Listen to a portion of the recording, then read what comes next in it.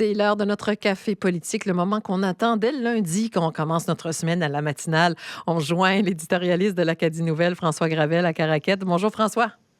Bonjour Martine, toujours un grand plaisir de vous retrouver avec Jacques et tous nos auditeurs. En effet. Et puis à Fredericton, nous attend justement Jacques Poitras, notre collègue de CBC. Comment ça va, Jacques? Ça va bien. Joyeux février. Joyeux février. Nous sommes là. La marmotte est venue, il est reparti, tout le reste. On va parler de consultation budgétaire. Je vais commencer avec vous dans la capitale, Jacques. On nous a vraiment préparé à ce qui s'en vient dans un document du ministère des Finances où on étale toutes les possibilités en termes d'économie à faire, de gains à aller obtenir aussi. Puis après, le public, prononcez-vous sur ce que vous verriez comme intéressant pour la suite. Qu'est-ce que vous pensez de cet exercice et de ce qu'on a dit à ce sujet cette semaine, Jacques? Je pense que la citation clé vient de le ministre de l'Environnement, Gilles Lepage, vendredi dernier, qui a dit à propos de ces mesures-là, tout est sur la table, sauf que. Oh là là. On parle des décisions difficiles, sauf que Susan Holt, la première ministre, dit qu'on ne va pas toucher les soins de santé. On ne va pas toucher les mesures d'abordabilité.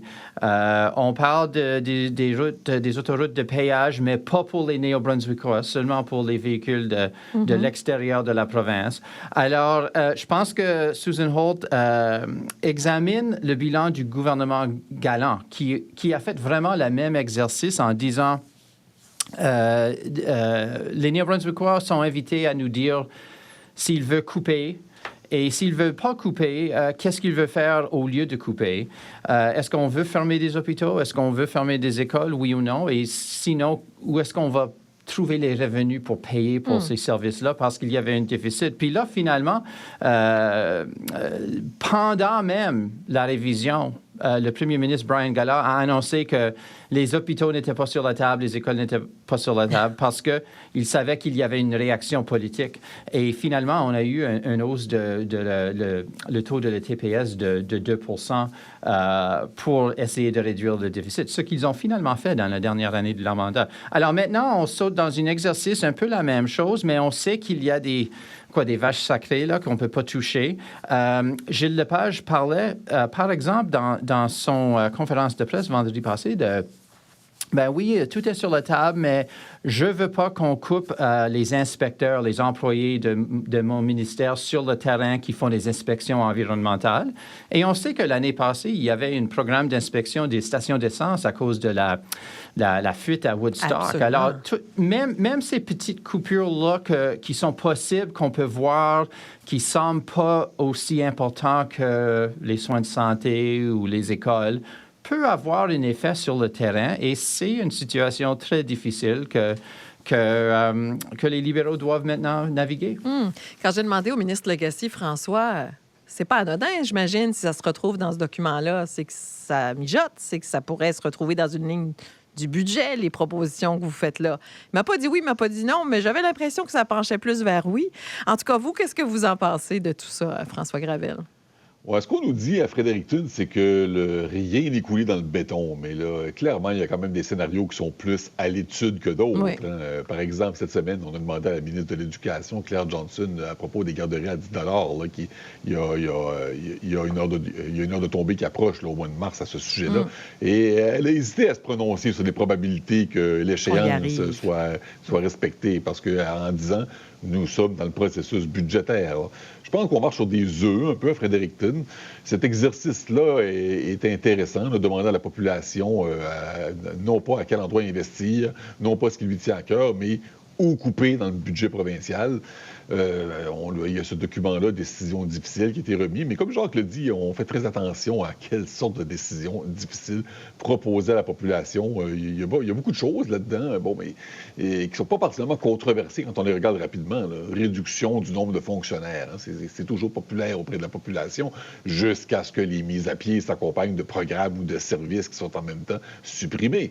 Vente d'actifs gouvernementaux, changement dans le système de santé, ça va dans toutes les directions. Et on dit qu'on ne peut pas s'opposer à rien de tout ça, jusqu'à ce qu'on connaisse les détails. C'est là qu'on ne sait pas où on en est. Là.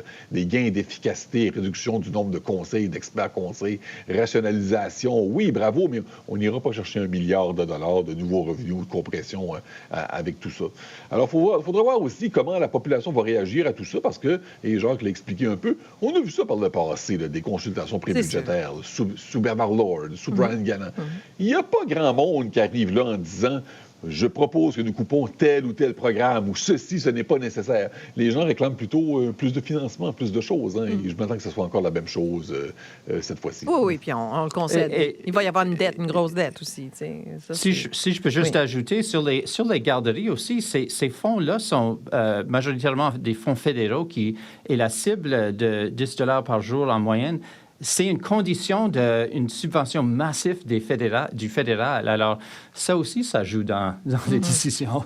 J'ai dit dette, je voulais dire déficit. Là. Quand on dit qu'on pourrait arriver à $1 milliard, c'est aussi qu'on accepte qu'on est dans une situation. Mais après, Pierre-Marcel Desjardins, il disait, on ne peut pas avoir une grosse mesure, marteau, pour régler tout. Il va falloir beaucoup de plus petites mesures. Donc, je pense que ça va être un budget intéressant, moi, à décortiquer. Et si je peux ajouter une dernière petite chose à ce sujet-là, en Nouvelle-Écosse, déficit qui vient de dépasser $1 milliard et décote de la cote de crédit de la province.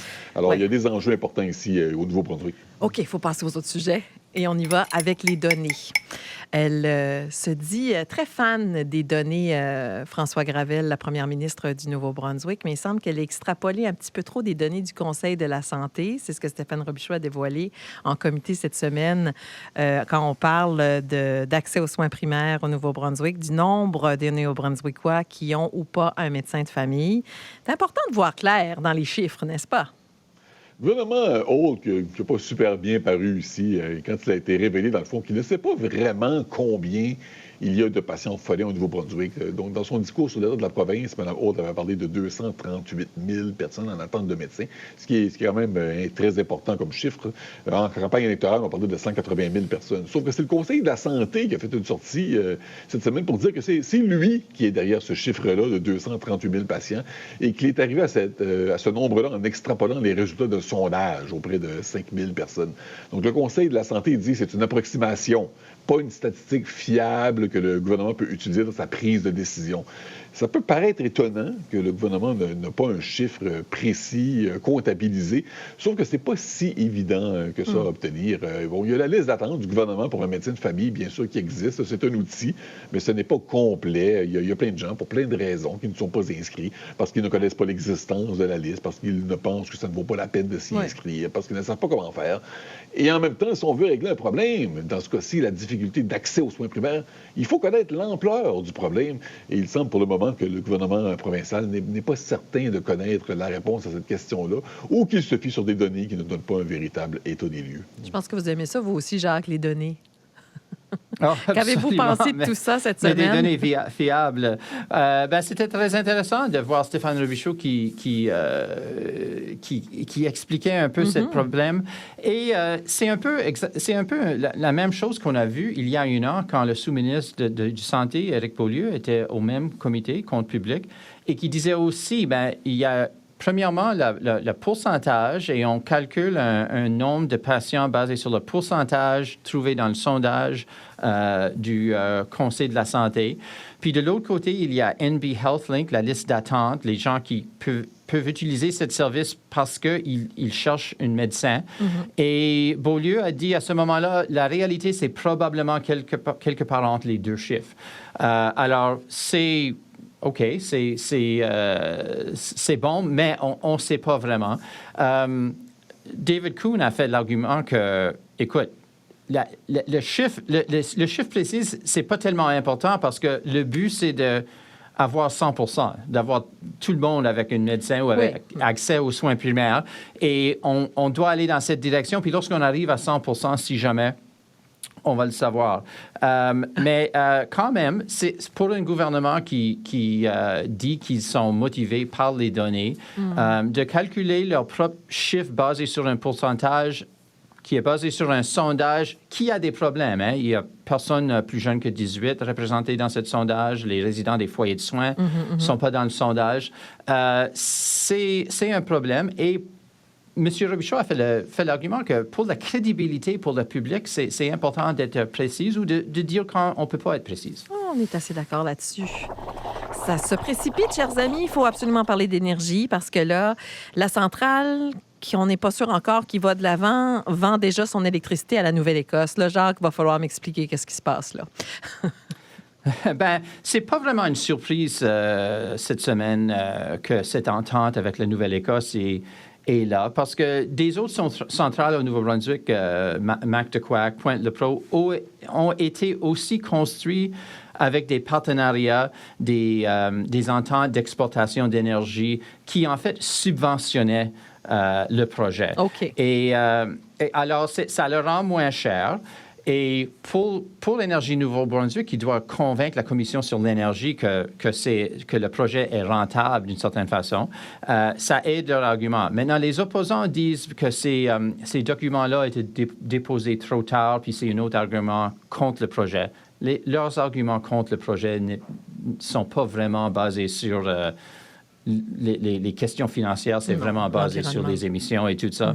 Mm-hmm. Mais nous approchons des décisions. Il y a une audience de la Commission aujourd'hui pour décider s'ils vont permettre cette preuve-là et les audiences devraient commencer la semaine prochaine. Mais certainement, sur le plan financier, cette entente-là aide l'argument en faveur de cette centrale. Ah, c'est intéressant. Parce que ça le rend moins cher pour nous. On sait déjà qu'on va reparler d'énergie vendredi prochain avec ce qui s'en vient dans les prochains jours. François, là-dessus? Oui, l'argument financier fait du sens. Par contre, au niveau des communications, de l'apparence du projet, tout ça, ça ne paraît pas bien ici. Pourquoi? Parce qu'on parle d'une bonne partie de la production quand même. Donc, c'est le 5e de la production, 100 mégawatts qui serait vendu à la Nouvelle-Écosse. Une bonne idée, oui, financièrement, sauf qu'on explique aux opposants particuliers depuis le début que cette centrale-là doit être construite à cet endroit-là précis dans Tentramar, parce que c'est l'endroit où c'est possible de lancer le projet le plus rapidement. Et c'est sans doute le cas. Là. Je ne dis pas que ce soit vraiment l'argument, mais on voit que l'endroit a sans doute été choisi aussi parce qu'il permettra d'exporter facilement de l'électricité à la Nouvelle-Écosse. C'est compréhensible du point de vue, donc, c'est une source de revenus supplémentaires qui va permettre de mieux absorber le coût du projet, qui est évalué, je rappelle, à 1 milliard de dollars. Ah oui. Mais c'est pas l'argument qui a été promis, qui a été soumis depuis les derniers mois. L'argumentaire d'Énergie NB, c'est que la centrale doit être construite à cet endroit et très rapidement parce que c'est urgent de produire plus d'électricité. Sinon, il risque d'y avoir des pénuries d'électricité lors des pics de consommation d'énergie l'hiver. Pour le Nouveau-Brunswick, c'est ça. Oui, tout à fait. Et c'est ce qu'il dit à la population de la région de Sackville, qu'elle ne souhaite pas voir une centrale être construite dans le voisinage. Et voilà qu'on apprend maintenant que, bon, tout ça est vrai, rien ne change sur ce point de vue-là. Une grosse partie de la production, oui, va servir au Nouveau-Brunswick, mais aussi pour l'exportation. Donc, là, soudainement, on n'est plus uniquement dans le mode urgence pour les besoins des Néo-Brunswickois, on est ailleurs, et ça ne va pas aider à mieux faire avaler la pilule aux gens de centre-village de Sackville. Et effectivement, que cette information-là sorte aussi tardivement aussi, je comprends la frustration des gens qui vivent ce processus-là. On va passer au café, le moment pour clore notre discussion politique de la semaine. Alors, quel café vous donnez à quel événement ou à quelles personnes qui ont fait l'actualité cette semaine? Jacques Poitras d'abord. Café corsé pour le ministre des Ressources naturelles, John Herron, qui a fallu se renverser cette semaine sur une question très importante.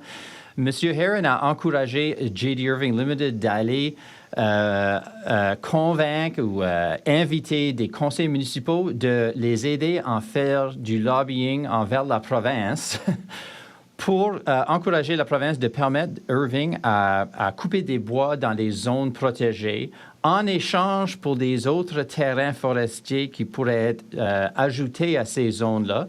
Sauf les critiques disaient que si c'était permis, ça créerait en effet, les zones de conservation valeraient rien parce que c'est juste comme une banque de bois pour l'avenir pour des compagnies forestières. Mais CBC a sorti cette nouvelle lundi. Mardi et mercredi, des chefs Mi'kmaq et Wolastoqey ont déclaré qu'ils n'étaient pas consultés. Puis hier, le ministre Herron a retiré cette idée-là complètement. Alors, un peu difficile pour lui de peut-être dire non à J.D. Irving, mais voilà le résultat. Et un café sucré pour Susan Holt qui a annoncé hier qu'elle retire son gouvernement du plateforme sociale X. Ouais. Oui. autrefois à Twitter à cause de tout cet enjeu-là avec l'exploitation sexuelle des jeunes. Pour Susan Holt, ça doit être difficile parce que Susan Holt était parmi les premiers à sauter sur cette plateforme-là en 2009 et son profil public était vraiment créé en partie je l'ai connu sur Twitter avant que je l'ai connu dans la vraie vie. Alors, pour Susan Holt, c'était quelque chose de très important en lancer sa carrière comme une personnalité publique. Et ça doit être difficile de dire au revoir à cette plateforme-là. Oui, Twitter, X, c'est pas la même chose, par exemple. Hein? On s'est bien rendu compte. Ouais. Ça, c'est sûr. François, vos cafés. Oui, Twitter X qui est rendu une poubelle maintenant. Oui. Moi aussi, j'avais un café par rapport à tout ça, plus à Kelly Lamrock, en fait, le défenseur des droits des jeunes et des enfants, là, qui est celui qui a réussi à convaincre le gouvernement Holt de mettre fin à son utilisation là, sur X. Premier ministre Holt, qui a annoncé qu'elle ne communiquera plus sur cette plateforme. J'ai trouvé fascinant de lire les réactions aussi sur X au message, parce qu'il y a beaucoup de gens là-dessus. C'est rendu un endroit où on trouve beaucoup de gens très à droite, parfois même radicalisés, et ces gens-là le prennent personnel. Quand une personnalité quitte leur réseau social, il y a une colère. C'est vu comme une attaque contre eux, contre Elon Musk, contre Donald Trump parfois. T'sais. Alors, c'était pas beau à voir et ça explique un peu mieux pourquoi de plus en plus de gouvernements décident de se retirer. Et on va ajouter à ça un café aussi à la première ministre Holt, justement, qui, elle, a discuté avec le premier ministre Carney de droits de douane qui ont été imposés par les gouvernements aux États-Unis et qui ont été augmentés par la présidence Trump au cours des derniers mois. Malheureusement, les nouvelles ne sont pas bonnes. Mme Holt a déclaré qu'elle aurait souhaité que ces conversations-là se terminent et que sur un élan d'optimisme, mais qu'elle ne voit pas du tout à l'horizon la fin de ces tarifs douaniers qui nuisent bien sûr aux industries néo-brunswickoises. C'est là où nous en sommes. Chers amis, je vous souhaite une belle fin de semaine et on se retrouve vendredi pour un autre café politique. Et merci, à la prochaine. Merci. Merci beaucoup. On continue de suivre les reportages de Jacques Poitras à CBC et de lire les éditoriaux de François Gravel dans l'Acadie Nouvelle.